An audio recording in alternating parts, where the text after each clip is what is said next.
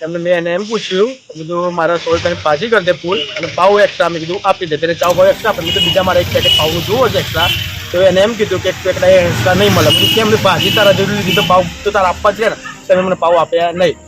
બરાબર પછી મારાથી એને ગાળ બોલાઈ ગઈ તો કીધું પાવ કેમ એક્સ્ટ્રા નહીં આપે એને સીધું ચપ્પુ મને મારી દીધું પછી મારે લાજી પલટી મારવી પડી એને મારી